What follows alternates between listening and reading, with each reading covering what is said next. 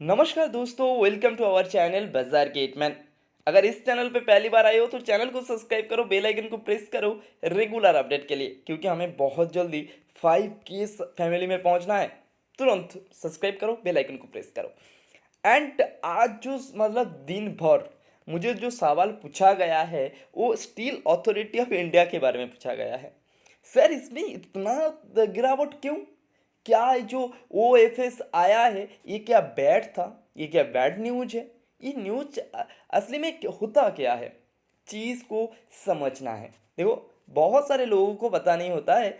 ऐसा नॉट आपको शर्म नहीं करने की कोई चीज़ नहीं है। ये चीज़ मुझे भी पता नहीं था। जब मुझे भी इस मार्केट में आया था तो मुझे भी पता नहीं था चीज़ होता क्या है। तो ये चीज़ के बारे में भी जानेंगे, सेल के बारे में जानेंगे, क्या करना चाहिए। आप अगर ऊपर लेवल पे बाइंग करके रखे तो आपके लिए क्या स्ट्रेटेजी बनेगा, एक एक चीज़ करके बहुत ही आसान लैंग्वेज में समझेंगे। कुछ ज़्यादा रॉकेट साइंस है ही नहीं। अगर समझ जस्ट 5 मिनट्स दे देंगे इस वीडियो के अंदर ना, तो आपको इस चीज़ के अंदर पूरा क्लियर हो जाएंगे। आप कल इतना ज़्यादा कॉम्प्लिकेटेड कुछ है ही नहीं। एंड आपको मैं रिक्वेस्ट कर रहा हूँ, अब टेलीग्राम ज्वाइन कर लीजिए, क्योंकि दोस्तों टेलीग्राम में जो धांसू कॉल रिकमेंडेशन आता है ना, वो धांसू होता है। जैसे एल का देखे है, HDFC का देखे है, और आज भी फिर एक रिकमेंडेशन गए है। और एक डिस्क्लेमर देना चाहता हूँ, मेरा कॉल रिकमेंडेशन जा रहा है तो उसके साथ एडुकेट होइए। जैसे सीधा जाके बाई करना नहीं है। आपका अगर फाइनेंशियल एडवाइज़र है तो उसके साथ सलाह लीजिएगा, अदरवाइज आप खुद रिसर्च करिएगा। Okay, let's start. अब Steel Authority of India Limited में इतना गिरावट क्यों? पहले एक एग्जाम्पल के हिसाब से हम समझ लेते हैं। सोचो, आप एक क्लासरूम में बैठे हुए हो और आपके पास एक पेन है। उस पेन का आपने खरीद कितने रहे थे? 5 रुपया में। 5 रुपया में आपने उस पेन को खरीद लिए थे। आपके ऑपोजिट साइज के जो गर्ल स्टूडेंट्स है वो पेन आपको मांग रहा है, ये पेन मुझे दे दे। तो आप बोल रहे हैं मैं इसको 5 रुपीज़ में खरीदा हूँ, तू अगर 6 रुपीज़ देगा तभी जाके मैं इस तेरे को दूंगा, नहीं तो नहीं दूंगा। तो ठीक है भाई, चल रहा है ऐसा कुछ फिलहाल। हाँ, ठीक है, आप 5 रुपये में खरीद गए, उसको 6 रुपये में दे रहे थे, आपका 1 रुपये के मुनाफा बन रहा था। बट अचानक एक बंदे के पास 10 पेन है। जो पेन आप खरीद रहे थे उसके पास 10 पेन है। तो उसको अचानक मानी का प्रॉब्लम आ चुका है।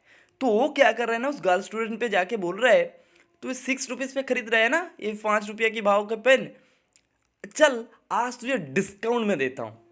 क्या डिस्काउंट? ये 5 रुपये में पेन तू मुझे 3 रुपया दे, मैं तुझे दे दूंगा। तो सोचो भाई, तुम्हारे 6 रुपये की पेन उसको 3 रुपया में मिलने वाला है, तो क्यों नहीं खरीदेगा वो? उसका तो वहाँ पे प्रॉफिट दिख रहा है ना।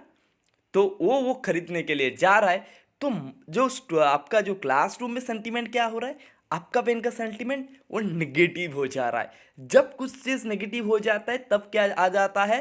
सेलिंग। हम अभी मार्केट में घुस जाते हैं, वहाँ पे हम सेलिंग प्रेशर देख रहे हैं। मार्केट की सेंटीमेंट क्या चल रहा था 80 में, और गवर्नमेंट ने बता दिया 64 में ऑफर फॉर सेल करेंगे। आप सोचते हैं ऑफर फॉर सेल होता क्या है? दोस्तों, पहले IPO आता है, जो कोई कंपनी लिस्टेड होता है NSE एंड BSE में। तो उस कंपनी में क्या होना, कुछ फंड चाहिए, कंपनी की ग्रोथ करना है, तो कंपनी अपने सारे दुनिया के सामने रख देते हैं, जब भाई ये मेरा कंपनी है, इसमें इन्वेस्ट करो, आगे आने वाले ग्रोथ करेंगे तो तुम्हारे साथ मुनाफा शेयर करेंगे। हो जाएगा, वहाँ से फंड कलेक्ट हुआ। आप फिर फंड जब कलेक्ट हो जाता है, IPO जब सेटल्ड हो जाता है, कंपनी का फिर से फंड का ज़रूरत पड़े, तो प्रोमोटर के पास जो स्टेक था ना, अभी ये जो सेल के पास India Steel Authority of India Limited की प्रोमोटर कौन? Government of India. तो गवर्नमेंट इंडिया के अभी पैसे का ज़रूरत है, तो क्या बोल रहा है ना, उसकी जो स्टेक है वो बेचना चाहते हैं। उसको बेचेंगे, जब आपको वो स्टेक दे देगा तो आप मान ही देंगे। उसको कैश चाहिए, तो कैश गवर्नमेंट ऑफ इंडिया के पास आ जाएगा, तो उसमें से कुछ काम करेगा। सिंपल सी बात हुआ था। तो 64 रुपीज़ में आपको ये ऑफर पर सेल के जरिए मिल पाएगा। आप समझ लेते हैं 80 की भाव आपको गवर्नमेंट 64 में दे रहा है, तो ऐसे ही मार्केट सेंटीमेंट में गिरेगा। इसमें कोई दिक्कत वाली बात मुझे तो नहीं लगता है।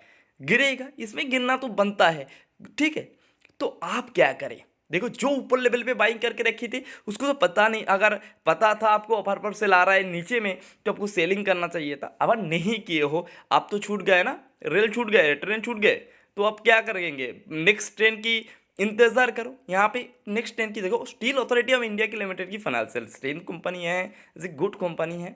जब ये कहानी खत्म हो जाएगा ना, स्टॉक में फिर से तेज़ी आएगा, फिर से आप मुनाफा में निकलेंगे।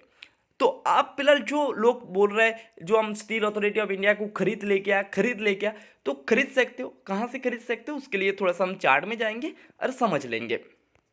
आप देखो भाई, जब से इस न्यूज आया था तब से सेलिंग प्रेशर जनरेट हुआ था और आज ही के दिन उसे गिरा ही दिया।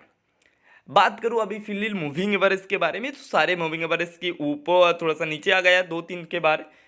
तो आप फिलहाल जो लेवल सबके लिए ध्यान देने की ज़रूरत है वो 60 की लेवल। देखो 60 की लेवल आते हुए शायद नज़र नहीं आ सकता है, थोड़ा सा इंतज़ार भी कर सकते हो, बट 60 लेवल से सेल को आप डेफिनेटली बाई कर सकते हो। से वो कहानी खत्म हो जाने के बाद उतना ज़्यादा सेंटीमेंट नेगेटिव नहीं रहेगा, डरो मत।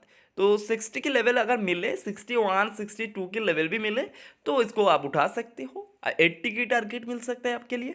देखो इसमें सीधा जाके इन्वेस्ट मत करो, अभी थोड़ा सा सेंटीमेंट बदलने दो, अभी थोड़ा सा मार्केट को सेटल्ड होने दो, उसके बाद जाके अपना जो पैसा है लगाना।